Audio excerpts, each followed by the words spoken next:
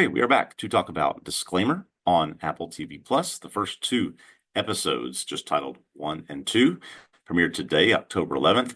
This show is written and directed by Alfonso Cuarón, who's known for his work in film that is adapted from a 2015 Renee Knight novel of the same name. A quick plot recap here before we break down these first two episodes. Catherine Ravenscroft, played by Cate Blanchett, is a successful award-winning documentarian. She has her world turned upside down when a book called A Perfect Stranger arrives at her house. It tells a story about her, an affair she had with a young man named Jonathan while on holiday back in 2011. It also tells the story of how Jonathan ended up dead. Her husband Robert, played by Sacha Baron Cohen, also receives the book and some explicit photos at work and confronts Catherine about these events. Their son Nicholas, Cody Smith McPhee, is an aimless young man who hates his mother, but also receives the book, yet he doesn't seem to know exactly that this is about a story about her. The affair and subsequent death of Jonathan, played by Louis Partridge, devastate the lives of his parents, Nancy, played by Leslie Manville, and Stephen, played by Kevin Kline. After Nancy's death due to cancer, Stephen is fired from his teaching job and vows revenge on Catherine after he finds the book his wife wrote. Stephen is the one who sent copies of A Perfect Stranger to them after self-publishing it and delivered the photos to them in an attempt to destroy Catherine's life. A lot of mystery, intrigue. This is a beautifully shot show. Cate Blanchett and Kevin Kline and Sacha Baron Cohen are incredible in this, or these first two episodes. A lot here. Where should we start? I mean, yeah, I suppose maybe let's start with those kind of broad view comments, in terms of how the show is shot. I think it's really well done. It's really well acted. I'm really impressed, maybe in particular with Sacha Baron Cohen. I wanted to talk about Yeah. that, but also with Kevin Kline and Cate Blanchett here. Um, Watching these first two episodes did lead me to look into whether those three main lead actors are indeed British. Hmm. I don't know if you looked into this.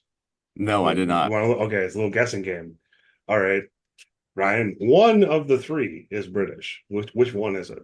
Oh, I was going to say Cate Blanchett and Sacha Baron Cohen. I believe Sacha Baron Cohen is, so I'll say he's the one.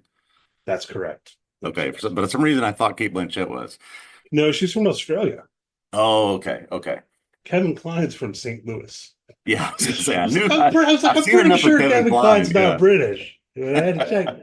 I think he's doing pretty well with the accent and all of that. But Sacha Baron Cohen, to dwell with him for a moment, my first exposure was with the Ali G show.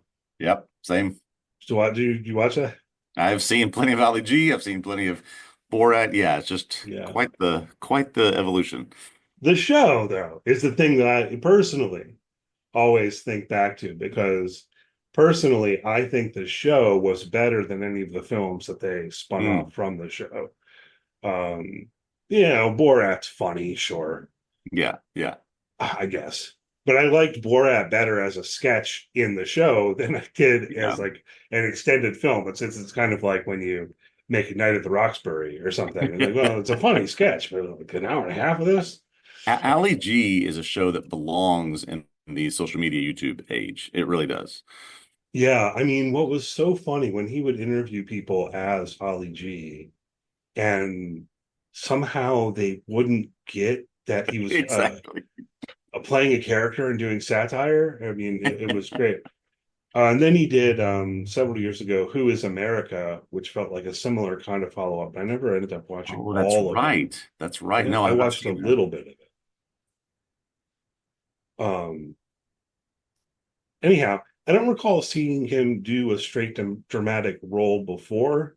And looking at his IMDb page, I'm not really sure he has. Yeah, I was looking a little bit at that as well. I recall him playing, I think it's Thénardier on in Les Miserables, which is a more sort of flamboyant, sort of grungy character. So it kind of meets a little bit of what he's done in the past. But Mhm. in terms of a dramatic role, no, I don't remember seeing anything like this before. But he is quite good. Yeah, yes. And I don't know if musicals count. Comedy and musical, you always put Yeah, them in the same category, right? I think he was yeah, in Sweeney Todd too, the film version. But I mean, he's got range clearly, and We're really seeing that here because I think he's doing a really good job um, as Robert and playing it straight. And I don't think, yeah, it's just been straight dramatic performance from Sacha Baron Cohen, which Yeah. I'm appreciating. And To then, say you are holding your own, maybe even more so with Kate Blanchett, is quite the testament to how he's doing. right, yeah, because of course she's great, right? Yeah. And so is Kevin Kline.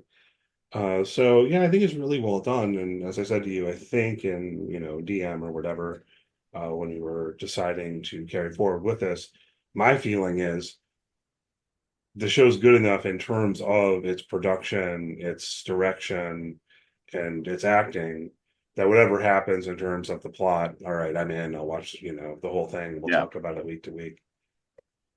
But let's segue to the plot, I guess, right? You mentioned that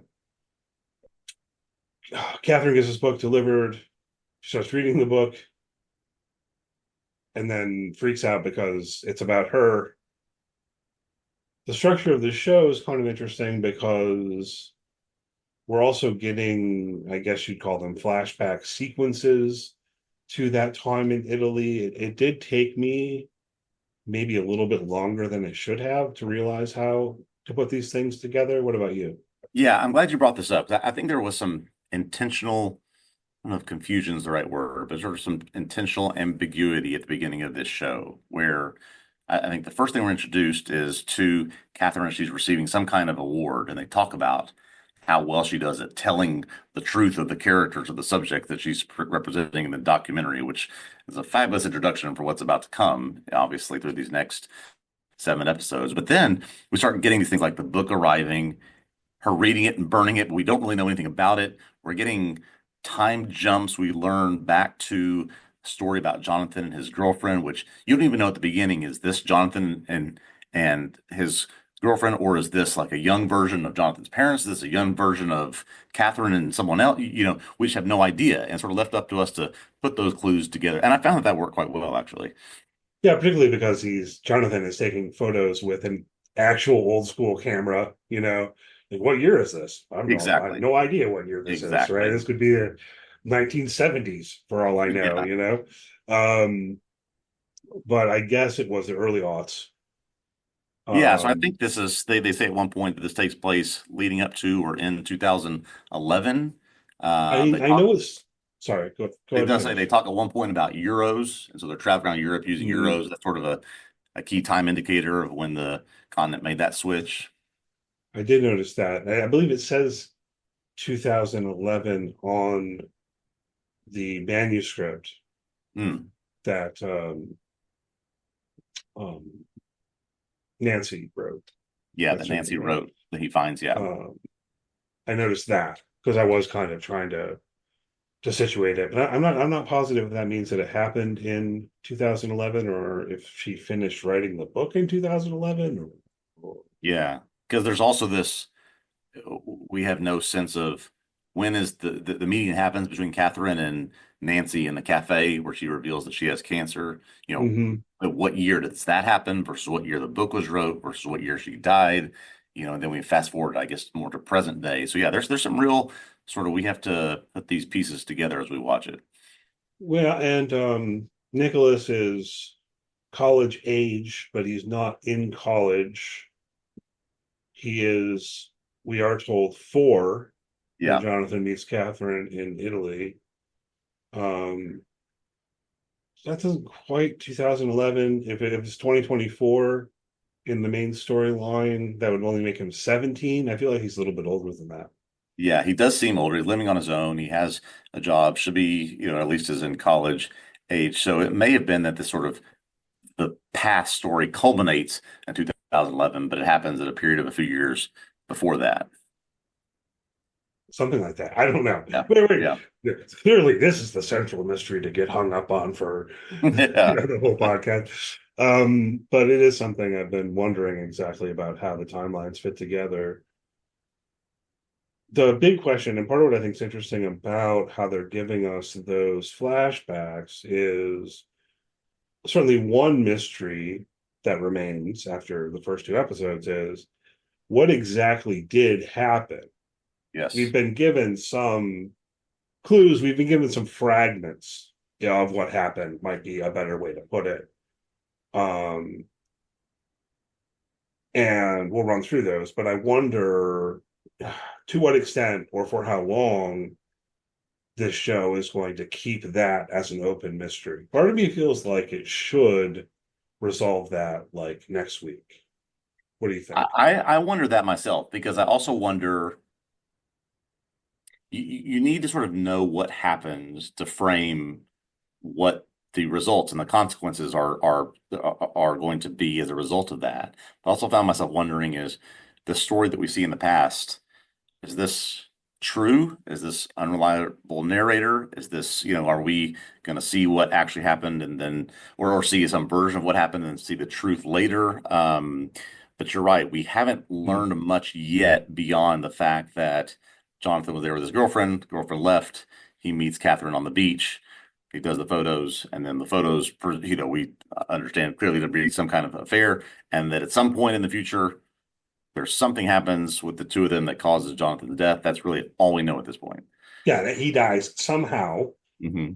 Even in terms of the two of them having an affair, we've seen the photos, which are clearly, getting into the erotic space of Yeah. things. I don't know that it's entirely clear though, um, how what all is involved in that affair. I mean, potentially it could just be the photos, I suppose. Like I Yeah. don't know that the photos definitively show that there was sexual intercourse between them, as it were, Yeah. or what have you. That's why I Um, found the confrontation between Catherine and Robert so interesting because he explicitly asks about things like, did Nicholas hear or see things? And she tries to convince him that no, he didn't. So I was asking myself the same question in terms of what actually happened and when did it actually happen? Did all of the things that we're going to find out happen over the course of this one half of this holiday that Catherine and Nicholas are on together after Robert left? It seems like that's the case. We don't have an indication yet that Catherine and Jonathan met up again at some point, but I guess that's to be determined. yeah, no, interesting. Yeah, indeed, indeed. Um, so yeah, we have those fragments. I mean, I half expected her during that altercation at the end of episode two to claim that Yeah. it was just the taking of the photographs, Yeah. but she didn't. And but also like maybe didn't really have an opportunity or never gained control of that conversation in any Yeah. way. It's also not clear how much it would matter to Robert. Um, insofar as we're told through the voiceover about how he experiences those photographs and recognizes her face, but doesn't recognize his wife. I thought that was interesting. Yes. Yes. Yes. Yeah, I do love, and I think we touched on a little bit of this. I do love how we've got a very unclear or incomplete picture of what's happened so far. And maybe we'll get pieces to fill in as we go.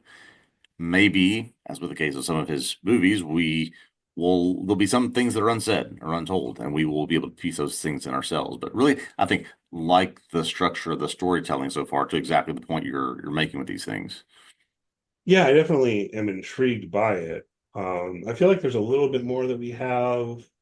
Oh, that not only that Jonathan died, but that somehow in dying saved Yeah, Nicholas's yeah, life. yeah. Um, which led me in the direction of thinking like, oh, did he save him from drowning in the Mediterranean Sea or something? But I don't know how Yeah, that'd be a scandal. yeah. I mean, I can understand that, you're wanting to hide the fact of this affair, if that's what it was. But yeah, if you're literally saving someone's life, and is there a trade-off you had to make, a decision you had to make? That's where I think we're headed personally. Is there some sort of choice she had to make, and she chose something that saved one and not the other?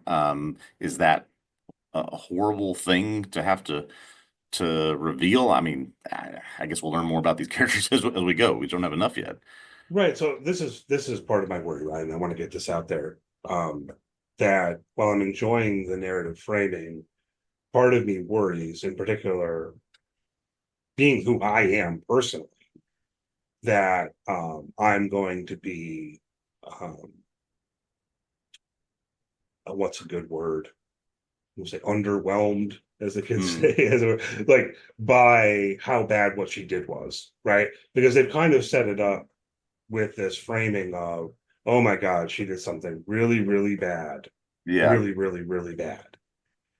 Um, and she's been hiding it, and now it is coming to light. I, And and I'll tell you, I'm completely with you. I don't know what it would be that would just shock me to the point of, oh my gosh, I can't believe that she did this or was involved in this. I'm much more interested to see what is the plot that Steven's concocting and what's he trying to do to her, and will he succeed? That I'm much more interested in to what ends is he willing to go based on whatever it is that she did. yeah, and we've gotten a couple of people, including Catherine's own son, saying Hmm. that the version of her in the book gets what she deserves. So Yes, clearly, the story in A Perfect Stranger goes beyond a sort of factual recounting of past events through to some kind of comeuppance that, I exactly. think And I ends in believe her dying or something. Stephen's I think colleague makes at it. the school says exactly the same thing. She got what she deserved. So yeah, there's a plot baked into that. Right. So Uh, all of this is implying that what she did was pretty bad. yeah, exactly. But that also raises the question of, okay, if Catherine starts to realize like these events are playing out, what does she do then to stop them or try to avoid them? Or does she realize that she is not just has been in the midst of a story, but is currently in the midst of a story of things that he wants to do? Yeah, what I'm hoping for, episode two ends with Robert um storming out and so I'll just read the book, Yeah. right? So what I'm hoping for is that in episode three we get what the book says happened. Hmm. Whether that is clearly what actually happened or not, I'm kind of hoping that what we get is um through Robert what the book said happened, if that Yeah. makes sense. And if it then remains something of a question of whether or to what degree that matches up with reality, that's fine. But I am a little worried if they leave that mystery hanging for too long. Hmm.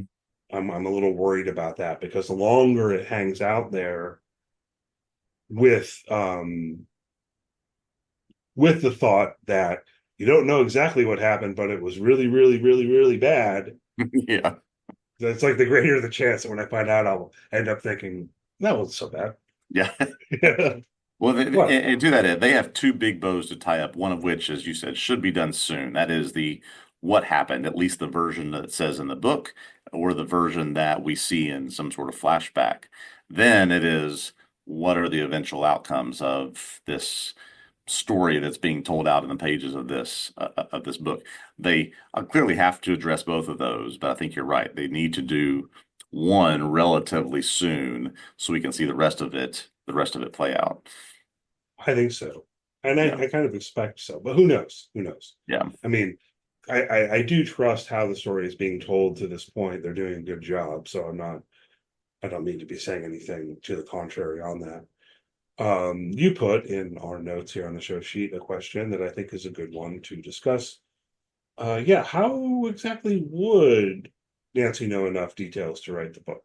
Yeah. So I'm thinking about this a lot since I finished the second episode, which is I'm of the opinion that this whole story between Catherine and Jonathan happened on one holiday, one trip to Italy. I don't believe from the clues we have that they have over time gotten together after that date. So if that's the case, what Nancy has to go on is whatever police told her about her son's death, some photos that she found on her son's camera, and really not much else. So somehow she has written a book that tells the story of them together, her son's death, and then what happens to Catherine as a result of that. And I'm curious sort of where she's getting her information. Maybe the police were able to give her a lot, but it's like, how do you know enough to write a book?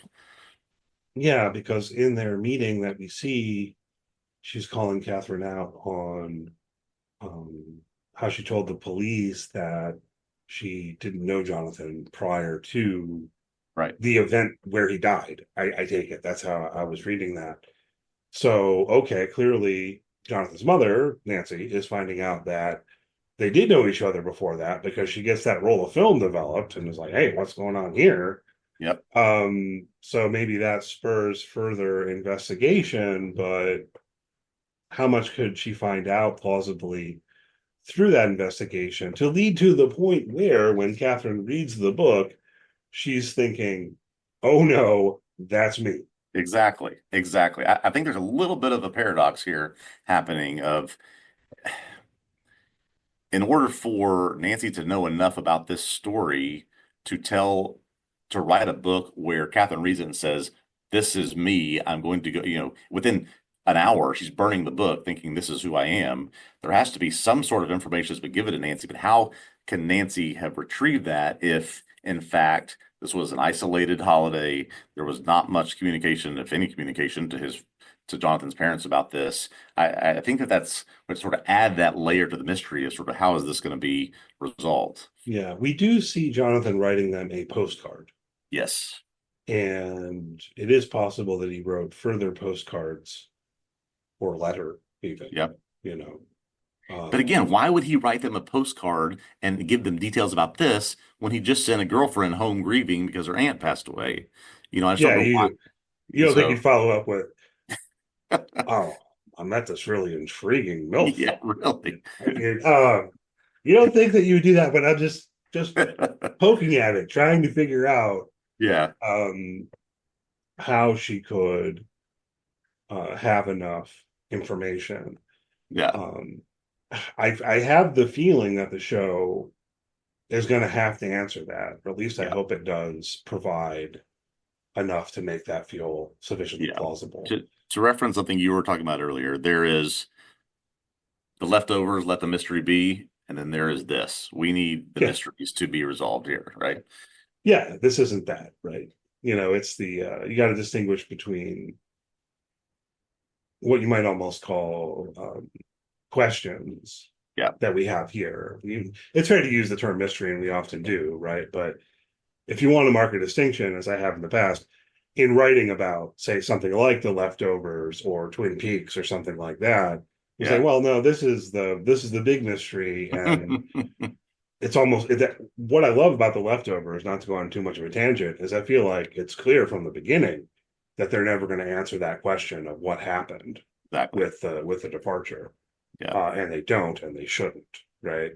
Um, that's the kind of mystery that it's good to yeah, let be narratively, yeah, right? yeah. This story Um, exists because of these mysteries, and so we need to, whether it's sooner or later, we need that some of that clarity. yeah, this one's more like a murder mystery, and so we need to know who done it, what Yes, happened, right. But I do have the feeling that we're going to find out at least a version of what happened back in Italy, and that then it's going to, like, halfway through, kind of pivot to more a story about how Kevin Kline's character, who was named, you have this written Stephen. here, Stephen, yeah, um, about how he is trying to enact his revenge plan. And Yeah, then, I think that's a very fair assumption. Yeah, I mean, is the for revenge plan he's enacting in the book? in Is the it book, going to be yeah, that kind of like Mobius strip? Or I hope so because there clearly is something quite, um, to use your word, some real extreme comeuppance that both Nicholas and his colleague at the school think, yeah, this is just right up the alley of what this person deserved. So I hope we get a clear telling of what exactly that is, and which, by the way, Kevin Kline playing the old stodgy British boarding school teacher who's turned to revenge. I mean, very, very, very impressive so far. yeah, Yeah, I'm impressed with him. He's also doing a really good job of playing it right on that line where I'm not sure if I like him. Yeah. And kind of similarly with, I mean, let's talk about this a little bit before we wrap up. That clearly the show is telling us that Catherine did something very, very bad. Hmm. Yet it largely operates within her perspective and to make us feel at least some sympathy or empathy for her. Yeah. Any thoughts on that? I mean, and maybe let's talk about the voiceover a little bit more too. But that, Yeah, I was going to ask you sort of whose point of view is this story being told from? They made a choice to use narration in this show, not just one, but two narrators. One is Kevin Kline, where he purposefully uses I and me in the narration. And then there's another one with Indira Varma, who is not a character in the show, but just a narrator from Catherine perspective, where she's using more you and sort of the second person. So I'm just curious about that decision and why that's was they chose to do it this way. I don't know if you picked up anything on that. yeah, I don't know. I mean, the second person narration definitely stood out to me as distinctive. Hmm. You know, um, it's talking about Catherine, but it's saying you learned this recipe and so on and so forth, Yeah, right? And I think that does serve to really put us in Catherine's perspective, and that's part of the point. yeah, yeah. Um, so I don't know. I mean, Almost like there's narration and there's inner monologue happening with Stephen. We're hearing a lot of Stephen's inner monologue. right, Yeah. right. Whereas I don't know if there's a term for this, but the kind of second person narrator is almost an omniscient narrator Yeah, who exactly. also tells us about Robert's reaction to the photos and all of that. But this tendency to speak in the second person, although I think she only does it with regard to Catherine. Yeah. Like Catherine is you. It's very kind of odd. Yeah. No, I just picked up on that, and I imagine that will continue throughout. Just curious, what what role will that play as we deal with these dueling narrators and points of view? Just will be interesting to find out. Yeah, I'll have to keep an eye on that. Is it landing okay with you? We've talked about this before with regard to something else where, voiceover narration can sometimes feel wonky or cheesy or Yeah, I think how it's well do you think this it, is it working? is contributing more than detracting from the show right now because I'm enjoying, especially hearing what Steven is thinking and what he's Hmm. plotting and what he's planning to do and what he's putting Nicholas through as he goes to try to figure out what vacuum to buy. That's been interesting to me. Yeah. Yeah, I mean, yeah. And then there's some with Robert too, right? Who's doing that narration? It's a good question. I don't I know if feel like I that's almost want to attached go back to. and check now. I know that Yeah, there is, right? Because there are bits about how Robert is disappointed in his son and all of that. yeah. That's got to be Indira Varma then. That she's got Yeah, to I be the think it voice of is. that family. Yeah. I think it is. So that narrator has a weird semi-omniscient position while at the same time wanting to call us Catherine. Yeah, exactly. That's who you are in this story. Yeah. You're Catherine in this story. You're not going to like Yes. it. So that's kind of cool. It is kind of distinctive. I Yeah. don't know if I've encountered that before where the narrator is using second person like that. So Yeah. Yeah. No, cool. good. It's good so far. Definitely will be interested in continuing, and we're apparently getting two more episodes next week. Yeah, so we'll pick up with episodes 3 and 4 next week. We were at first we thought it was going to go one episode a week after this, but apparently it's going to be two next week. That's the information that we have. Some mixed information out there in the world, people. Wikipedia seems to have it wrong. Um, so we're presuming that Apple themselves are telling the truth and that there will be two Yes. episodes coming out next Friday. So we'll hit on both of those next week and then carry forward from there for another 3 weeks. At that point, it will be one episode a week for 5, 6, and 7. So Yes. All right. Yes. Um, Hopefully you enjoyed the podcast. If you did, please leave us a good rating, review, so on and so forth. If you're on YouTube, press subscribe, give a thumbs up, all of that good stuff. Follow TV Obsessive on social media. Search for TV Obsessive. You should find us on the major platforms. Check out tvobsessive.com. If you want to read things, there are plans in the works for an article on disclaimer down the line as the show ends from one of our writers. So we've got that to look forward to. But in the meantime, we'll be back each week talking about the show on the podcast. So see you next week. All right. Thanks so much. See you then.